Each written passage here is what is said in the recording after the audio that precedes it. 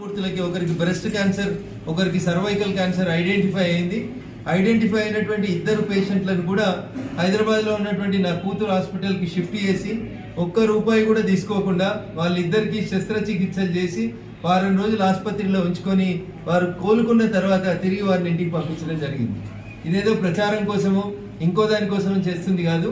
కేవలం మా daddy MP గెలిచిండు, నేను వైద్య వృత్తిలో ఉన్నాను, మా నియోజకవర్గం ఓటర్లకు ఏదో చేయాలనేటువంటి ఒక మంచి ఉద్దేశంతో ఈ కార్యక్రమాన్ని ముందుకు తీసుకెళ్తా ఉన్నాం. పెద్ద మనసుతోటి అందరూ డాక్టర్లను ఆశీర్వదించి మహిళలకి క్యాన్సర్ పరీక్షలు నిర్వహించుకోవడానికి సహకరించాలని చెప్పి సవినయంగా అందరికీ విజ్ఞప్తి చేస్తూ ఈరోజు నర్సాపూర్లో రాత్రి నుంచి వర్షం ముసురు కొనసాగుతున్నప్పటికీ కూడా పెద్ద సంఖ్యలో మహిళలు ఈ క్యాంపుకు వస్తూ ఉన్నారు. వారికి అందరికి కూడా అన్ని పరీక్షలు నిర్వహించిన తర్వాతనే ముందుకెళ్తామని చెప్పి సందర్భంగా తెలియజేస్తూ మెదక్ ప్రజల ఆశీస్సులతోటి ఈ క్యాంపుల్ని మరింత విస్తృతంగా చేస్తామని ఈ సందర్భంగా ప్రజలకు హామీ ఇస్తాం.